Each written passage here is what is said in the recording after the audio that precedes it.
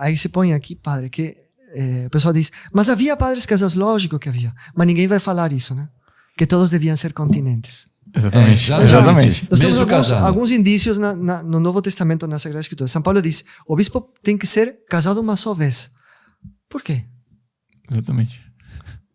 Se ele pode ter relações com a esposa depois de ser bispo, tanto faz que esteja casado 1 ou 50 vezes. Sei. Exato. Se São Paulo diz casado uma só vez, porque é a garantia de que se foi viúvo e casou de novo, ele não ia conseguir ser continente quando ficasse bispo. Tá claro? Era um sinal, olha, se aqui enviuvou, não aguenta, ou seja, não conseguiu viver celibatariamente, não? Sim, claro. E tu teve que casar de novo, cuidado que esse se é ordenado, pode ser que tenha mais facilidade de trair o voto de continência. Mas, sobretudo, padre, nós temos duas referências que têm que ser estudadas com mais profundidade e são o que nós chamaríamos a sequela Christi, o segmento de Cristo perfeito. Em que consiste isso? Bom, o jovem rico, não? Nosso Senhor disse que quer ser perfeito. Sim. Não disse que quer ser bom. Sim. Disse que quer ser perfeito. Tem uma graduação que a igreja sempre admitiu, inclusive em teologia. Você pode ser bom, você pode ser perfeito. Sim. Se quer ser perfeito, então vá, vende tudo que tens, dá aos pobres, vem e segue-me, terás um tesouro nos céus. Foi. Esta palavra, muitas Mas vezes... isso é para todos? Não. Não, então só para alguns. Então, para alguns. Queremos que, por isso, o seguimento perfeito de Cristo. Perfeito, sim. São os que deixam tudo. Isso. O jovem rico, não deixar tudo, deixou também, deixaria, porque não deixou na realidade. Não deixou. Deixaria também, não correspondeu. Não correspondeu. Deixaria a possibilidade de casar-se. Ou se era casado, que parece que não, porque especifica que era um jovem. Sim. Teria que deixar a esposa, por quê? Porque precisava um pecúnio. Sobretudo na época, não? Que os judeus eram muito bem estruturados, a família era muito bem estruturada. Uma pessoa pobre não conseguia fazer família. De acordo? Então está implícito. Mas em São Lucas, todos os sinóticos trazem uma espécie de lista das coisas às quais tem que renunciar para poder seguir. Nós deixamos tudo e te seguimos, não? Tem essa pergunta em São Pedro. Então, nós que vamos receber? Nosso Senhor faz uma lista. Quem deixou terrenos, terra, dinheiro, mãe, filha, irmãos, irmãs, tudo, né? Em São Lucas está especificado esposa. Tá, esposa, exatamente. Uhum. De acordo? Portanto, os apóstolos, como nós veremos aqui pelos documentos que temos, in primis, ou seja, em primeiro lugar, eles, para serem dignos da confiança de Jesus e que Jesus depositasse nele a responsabilidade de distribuir os sacramentos e a fazer o papel que ele santificar, portanto, a igreja, que é o papel dele enquanto cabeça da igreja. Sim. Por isso se diz que os presbíteros, os apóstolos, descendentes dos apóstolos, os bispos, agem na pessoa de Cristo cabeça. Então, exigiu que eles cortassem todo e qualquer vínculo carnal com as próprias esposas.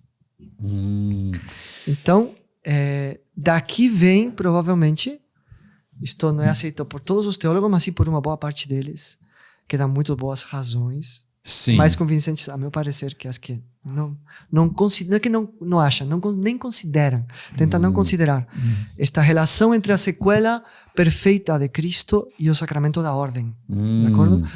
Evidentemente, a sequela perfeita não é restrita aos padres, mas porque também tem religiosos, as virgens primeiro, né? A ordem das viúvas, a ordem das virgens que foi surgindo na igreja, depois ao estado religioso, mas porque não seja exclusivo não quer dizer que não seja necessário. Sim, é necessário para o sacramento da ordem este compromisso de castidade perfeita para uma fidelidade total à igreja. Nós veremos as razões teológicas pelas quais isso é necessário. Mas, então, a partir Mas aí isso está querendo fundamentar que é o próprio Cristo que exigiu de seus apóstolos, no caso do episódio do moço rico, foi bem isso, não? Exatamente. Você nos acompanha, muito impressionante. E daí isso tem teólogos hoje estudando, exatamente, mostrando. Então, qual que é o estado da questão hoje? Mas da questão hoje, teologicamente falando. Tem um porém muito grande, um porém maiúsculo e negrito, terrível. Sublinhado. Como está hoje a questão? Não, digamos, um porém histórico que faz com que a questão hoje não seja tão fácil de elucidar. Que sim, é a praxis da igreja. Porque a praxis, sim. Nós podemos depois fazer me lembrem de fazer uma espécie de a voz de águia, um repasso histórico, não, de toda a questão, como os primeiros concílios, o concílio de Elvira, o concílio de Cartago, Papa Cirício, Papa Inocêncio I e tal, consideraram sempre que o celibato tem uma origem apostólica. Isto é, até o ano 500, 600 era assim. Acontece que no ano 600 e alguma coisa, em Constantinopla, depois de que no século VI, o próprio imperador de Oriente, ele, com que autoridade? Não se sabe. Dispensasse o voto de continência aos diáconos e aos presbíteros por conta dele. Nossa.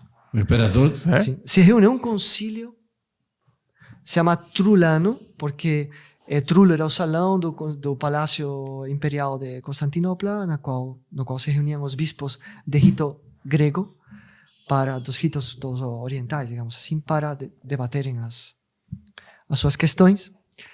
E eles, vocês vão cair, vocês estão sentados no canto de costas, falsificando uns cânones do concílio africano de Cartago, no qual, digamos, que foram codificados na época de Santo Agostinho. Santo Agostinho, sim. Falsificando, portanto, documentos. Dizem que o concílio de África tinha permitido, até mandado, que os diáconos e os presbíteros se casassem. Tivessem filhos. Tivessem filhos. Eram casados. Sim, casados. Mas que depois da ordenação tivessem filhos. Sim. Ora, os cânones africanos, como veremos, dizem exatamente o oposto. Em base a essa falsificação, a disciplina no Oriente mudou. Os orientais mandaram a Roma as decisões dele. Os papas nunca quiseram reconhecer. Nunca? Nunca. Isso é muito interessante. Ou seja, o Nenhuma primeiro, ocasião. depois tal. Apesar de que o imperador de Oriente fez Pressionou. pressão para que se reconhecesse. Nunca se reconheceu. Só que passam-se séculos, poucos séculos, e eles separam-se. Ah, Então fica o cisma Sim. entre a igreja dita ortodoxa sim. e a igreja católica. E, portanto, eles tocam a vida por um lado e a igreja católica pelo outro lado. E aí na igreja católica fica praticamente o rito romano. Praticamente. Tem alguns outros ritos Sim, orientais. Sim. Mas, e que acontece? Que o celibato vai em frente tranquilamente. Só que no concílio de Florência, no século XV, com Eugênio III, alguns orientais voltam. E são os uníatas. Ou seja, eles Sim, ficam bonitas. voltam com a igreja. E o que acontece? A igreja católica permite que eles continuem seguindo os costumes estabelecidos naquele concílio trulano, fruto da falsificação. Então nós temos, hoje em dia, até hoje dura isso, no Oriente, os padres podem casar, os diáconos não somente podem ser casados, sino podem gerar filhos, Após o e sacramento. só os bispos têm que ser celibatários. Isso baseado com base... Com base num Nesse concílio concílio. que foi todo fundamentado numa falsificação.